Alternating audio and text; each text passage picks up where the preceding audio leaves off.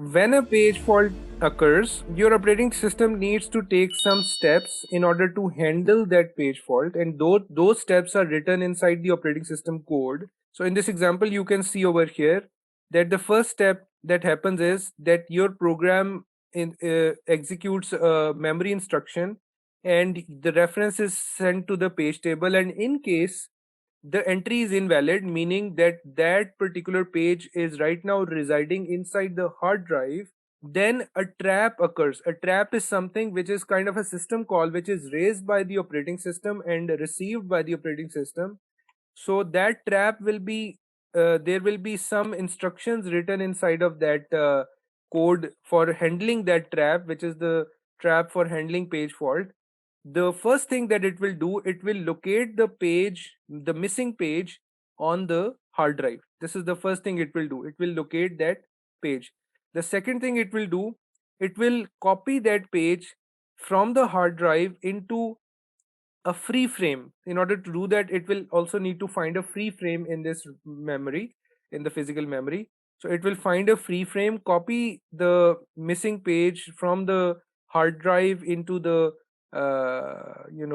free frame. And once it has written or occupied a free frame, it has been allocated a frame, this missing page, then it will write down the number of that frame. From, for example, this was frame number 9, so it will write down 9 over here, and it will change this invalid bit to valid, right?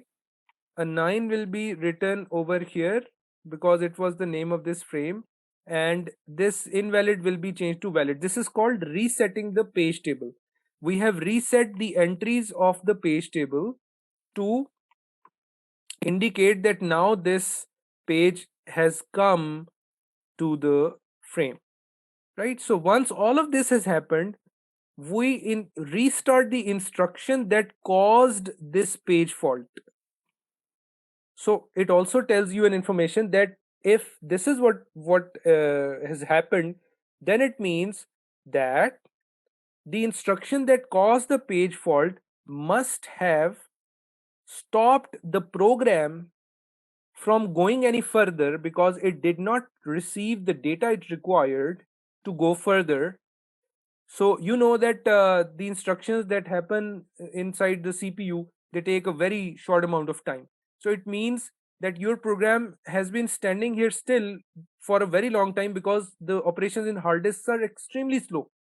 So it means for as long as the operating system is bringing this page into this free frame and updating the page table, it will take a huge amount of time. And for all of that time, for handling the page fault, your program must have been stopped at the line that caused the page fault for getting the data it required. So as soon as all of this is done, a long wait is experienced by your program. Then this instruction is restarted by the operating system, and as if nothing has happened, it again goes to the page table. Now there is a written over inside the valid invalid bit. It simply translates the valid frame number and goes to that and finds the data it requires, sends the data back to the program. And now the program feels like nothing has happened, but the user feels a lot because the user will feel a lot of delay. Sometimes this delay can be, in microseconds, in milliseconds, and if it's a large amount of data, it can even go up to seconds of wait for the user. So user can experience slight amount of delay. And in order to explain what kind of delay we are talking about here, let's look at this example. In this example, you can see there is an effective access time formula which tells you what would be the expectation of time you could be expecting for some page faults occurring. Some parameters are given, like the memory read time is 200 nanoseconds, and if there is a page fault, the time it takes for the operating system to bring that page from hard disk into memory is 8 milliseconds, meaning if you translate it into nanoseconds, it becomes 8 million nanoseconds. So if this formula is in nanoseconds, then if there is a 200 over here, which is for memory read time, 8 million nanoseconds will be used for servicing the page fault. So as I said, because the hard disks are usually very slow as compared to memory, then this time will be there. Okay, this factor P is the percentage of time or the number of times page fault occurs. So this particular example is a special case where we say that there is only one page fault out of 1000, 1 divided by 1000, which is 0.001. So 0.001 of P will result in 8.2 microseconds for this example. And 8.2 microsecond are 8200 nanoseconds. So if out of 1000 memory reads, and for this exaggerated example, if 1 out of 1000 memory reads were the page faults, like 999 times page was in the physical memory, only one of those 1000 times the page was in the hard disk, and this is an slightly exaggerated example, then the time went from 200 nanoseconds to how much? 8200 nanoseconds, which is 40 times slower.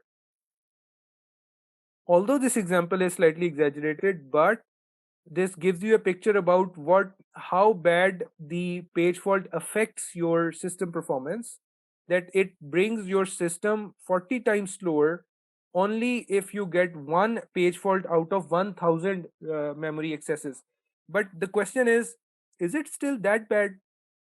So the answer to that is no, because the benefit you're achieving from demand paging or virtual memory is huge, that you're able to run so many programs. You never see the error message, less memory, we cannot run your app.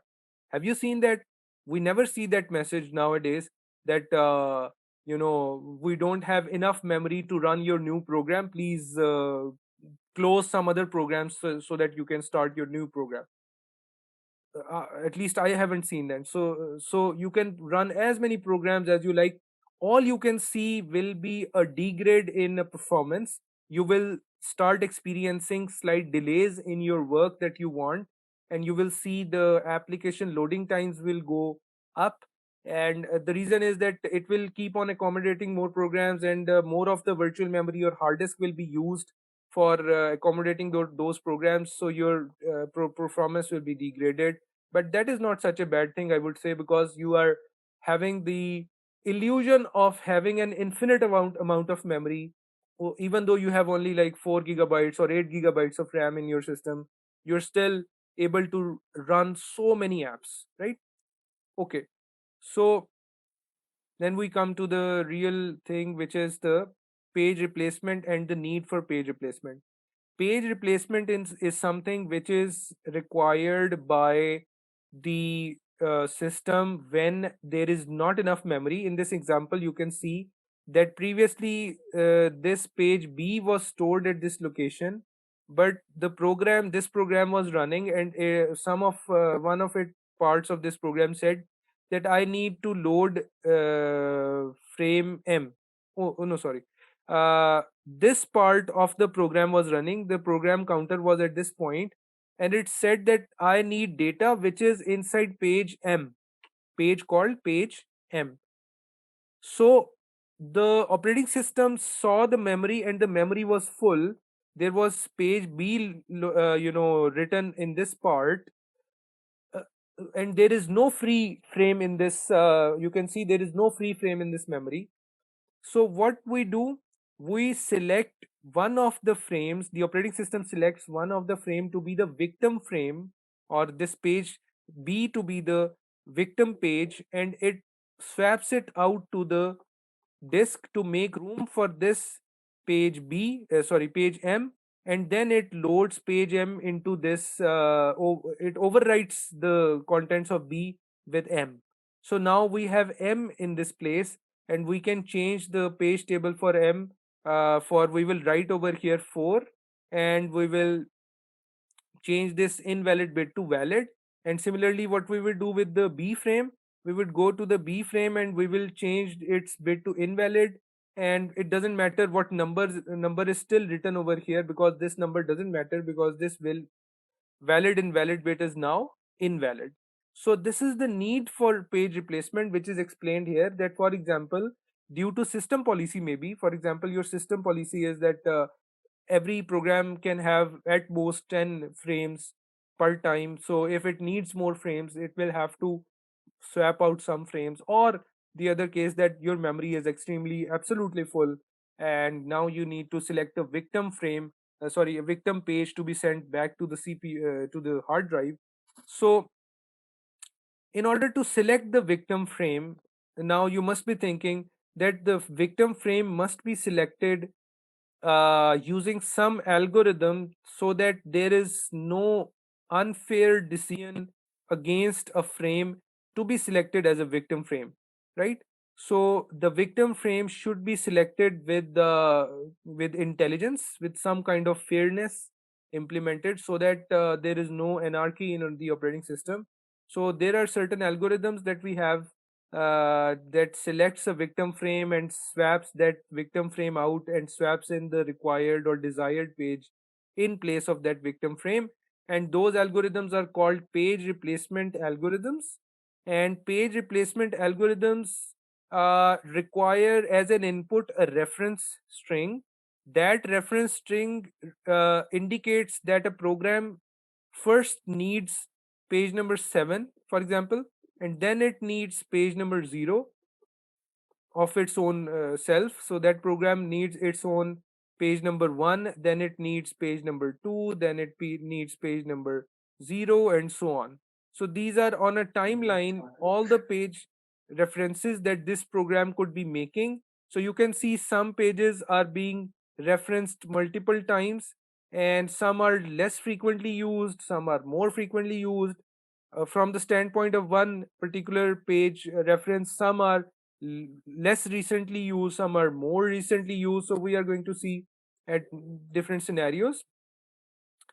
So the first you can say example is the algorithm example is first in first out. This is an algorithm which is very obvious, easily used, and this is the reference string. And in this example we have assumed that our program can only have 3 frames at one time. It cannot, our system operating system policy is that it does not allow more than 3 frames per process, right? So this is just an example. So we have drawn the frames, the physical memory frames, using this these blue boxes, right? So at the very first thing is that the first reference that was made was 7. So 7 comes here and it comes. So my question to you is, do you think the reference 7 would cause a page fault, or there would be no page fault? So that was a page fault. So in the very first case, there will be a page fault. The second reference request was page number 0. So page number 0 was also not present in the physical memory. That means it is located inside the hard drive. That means it is a page fault. That means we will have to bring that page from the hard drive into the physical memory. That we did, and it is called handling the page fault. We serviced or handled the page fault. Now 7 and 0 both are in physical memory. Then another reference was made, which was number 1, page number 1.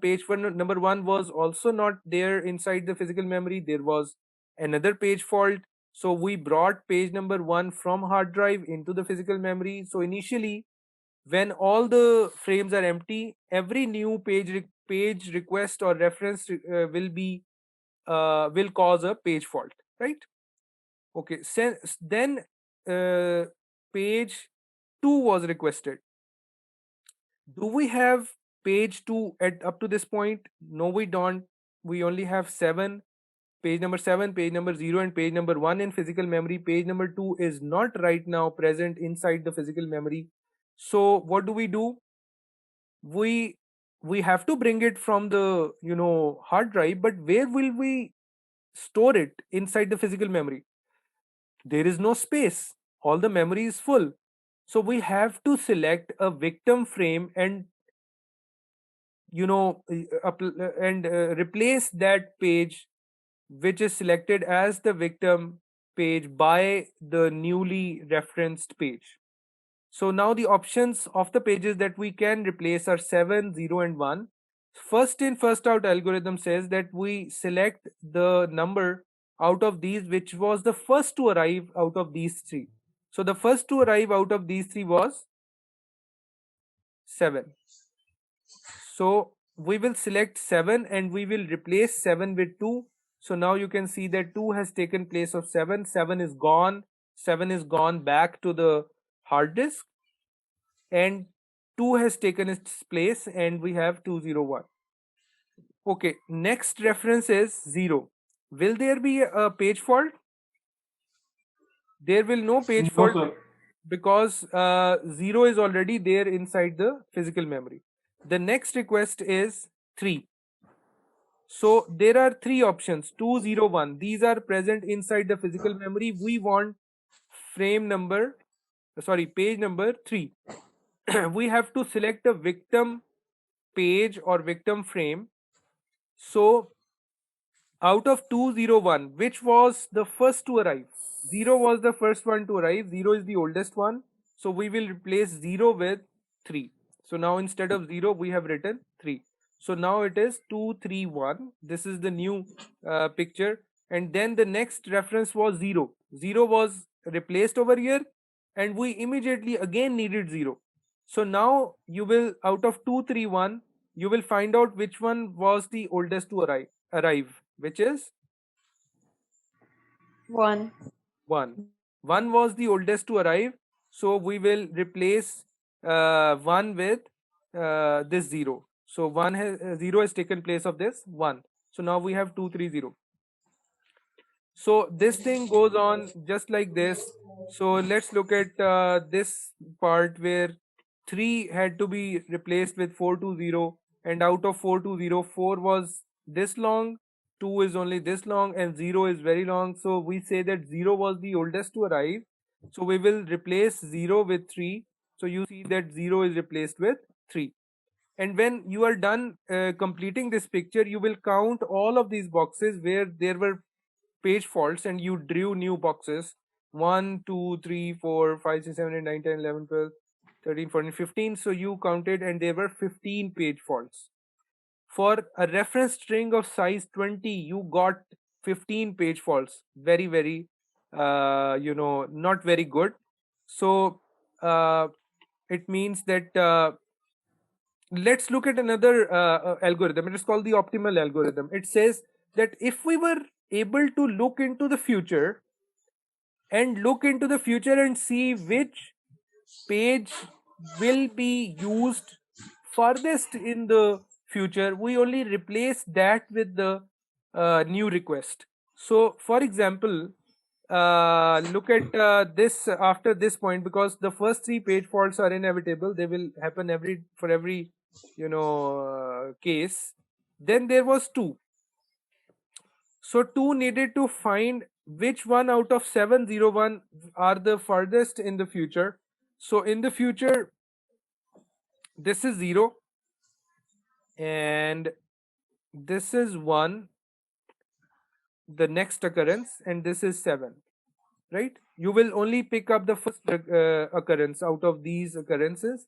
You will only pick the one which is on the most left hand side of these three ones, and that will be the required uh, one. Okay. So which one will you replace? The one which is coming very far in future, which is 7, right? So we replaced 7 with 2. Just by chance in this example we're replacing 7 just like before, but the reason is absolutely different. So similarly, let's look at another example from the same slide. For example, there was 203 and we needed to bring in 4. So you're going to see 2 and then 0 and then 3. So out of these, which one is the farthest in the future? 0. So you will replace 0 with 4. This is the best algorithm possible and the number of page faults in this case are 9. There are only 9 page faults, right? So this is the best algorithm so far, which only has 9, and you can try it out. You cannot have better than 9 page faults, or less than 9 page faults, right? So previously we were getting 15 page faults, and now we are getting 9 page faults.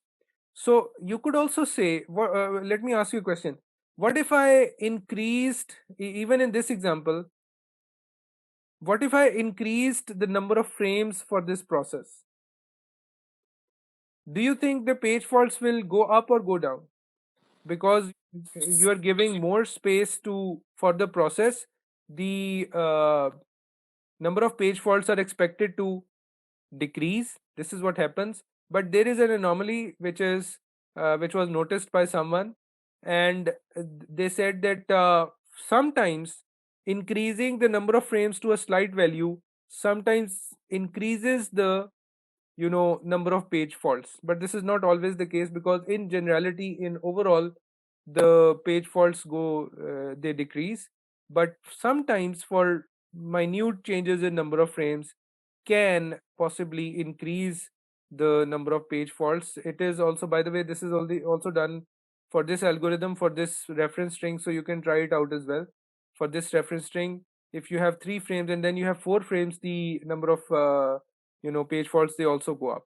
So then there is the least recently used algorithm, which instead of looking into the future, which is mostly not possible because it's not really good, there are no good prediction algorithms for this, or one possibility of looking into the future is that your system is so slow that all of this reference string is there and still not serviced, so you're able to look into the future to the future references.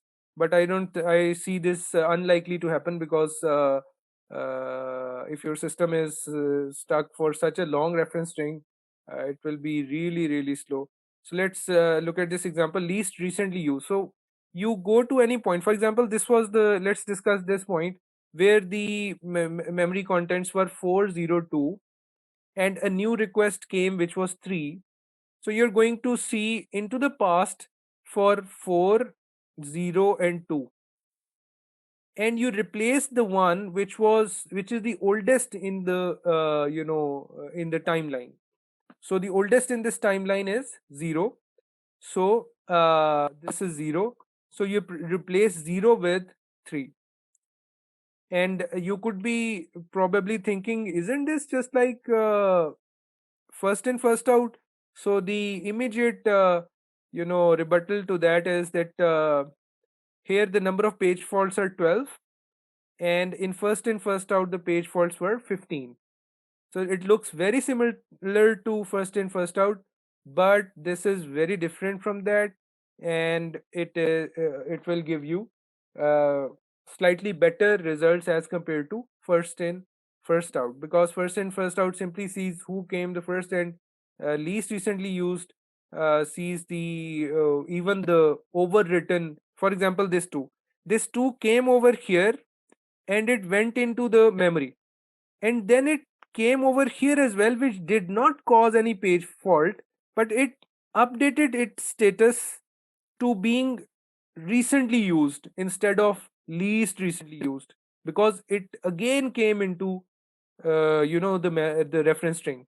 So this is the thing that makes it different from the first in, first out algorithm, because the new occurrences of a page reference will update the value of its status to the one which is not least recently used.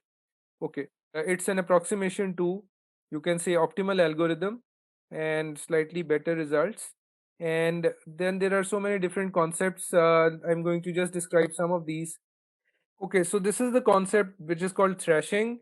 And let me actually give you a scenario for thrashing. For example, you had page number 2, page number and page number 3 inside the physical memory. This is the memory, and this is the backing store, the hard drive, you can say, and it has page number 4. and due to some reason, page number 2 said that it wants page number 4, right? So, and for due to some reason, all of the memory is full, so you have to make sacrifice of p3, and you have to select it as a victim frame. So I bring this p3 back into the hard drive, and I bring in p4. Right after that, when p4 comes in, p4 says that it needs p3. So p2 is sent out, and p3 is brought in, right? And when p3 comes in, p4 is executing, the execution goes into p3, and p3 says I need p2. So the system swaps out p4 and it swaps in p2. I hope you're counting the number of swaps in and swaps out, which take a huge amount of time. So if this thing keeps on going for a very long time, and very frequently we push out, swap out the same processes, and the same come in. So this is kind of like we are selecting the victim, the same page as victim for so many times. So this process will slow down your system very badly, and this process is called thrashing. So you're thrashing your, probably the hard drive, and you're putting a lot of load on your hard drive, and your system, although your work is going on, but the user will experience a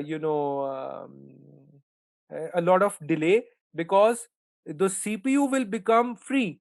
The CPU will simply sit idle, it won't have much to do, because most of the time is being taken by the operating system for swapping in and swapping out processes, because of less memory. So it only happens when your memory becomes very very low, and it becomes even worse, because the operating system thinks, one of the modules of the operating system thinks that the CPU is becoming free, so I should allow more programs to come in. So the degree of programming is kept increasing by the operating system, and thrashing becomes worse and worse, and CPU utilization keeps on going even further low. And this is where the user says, oh, my operating system is behaving so bad, I cannot work, I'm not getting my work done properly. So the solution to that is, the user realizes that I need to close a couple of my applications. So for example, your browser is taking too much memory, you simply close your browser, and everything comes back to normal. So this is called thrashing. Pure demand paging. Pure demand paging is when you only bring in a page when it is needed, and you do not look here and there at all. So, for example, you brought in, and I'm probably going to make another example for this. And let's say that you had, you wrote a program in this fashion, and it was divided into different pages. And this is the logical space. So, in the physical space, you needed P2, P2 was brought in. And as soon as you finished executing, the operating system finished executing lines in P2, and it reached the end of that P2 page, it needed P3, right? So now your program is stuck at the end of the line of P2, and it is waiting for P3, which will take ages in terms of CPU time. So wouldn't it be intelligent to bring in P3 as soon as P2 was requested? So whenever P2 is requested, you bring in not just P2, you bring in P3 as well. Why? Because you know that programs are written in such a way that in the neighborhood of the code is more probable to be, used in the future. So if you're executing line number 100, it is more probable that you will be executing line number 110, 120, 130, and not line number 1000. It would be intelligent if you brought in the neighboring pages of a page which is right now requested. So the program only requested page number 2, but we also brought in page number 3 alongside P2. And how it will happen, because we have multi-core computers nowadays, we many things are happening in parallel. So it could happen that uh, while P2 was loaded and P2 was being executed in CPU, in the background P3 was also being loaded inside the physical memory using some other CPU. So your program, as soon as it will end the this program, it will simply jump on to P3 because it will already be there. And while you are in P3, the operating system can also bring in P4 because it knows that you are in P3, right? So these are things that you need to do in order to minimize the downsides of this scheme, because paging the page faults definitely take a lot of time. So there is this easy way of handling those delays. And here you can see that this is a picture from a benchmark program which was run for a long time, and you can see over here. I'm just going to try to show you. For example, here you can see a tiny reference which was made in memory at some memory location, and then soon after that you saw that neighboring pages were also requested, right? And then soon after that you saw that even more neighboring areas were requested. Similarly, you can see this pattern so many in so many places elsewhere. Like for example, if there is this request, then there is locality. So all of this called is called locality of reference, right? So locality of reference is a really so this is called locality of reference. The locality of reference is a concept which tells you that, for example, there is a page reference in some locality. It is probable, it is highly probable that the program will go into the neighboring will request the neighboring pages soon enough. So if you start seeing a page request, you should also bring in the neighboring pages, because soon after that it is highly probable that the program will also request the neighboring pages. So this would save a lot of your system time. And these were the main concepts in this chapter.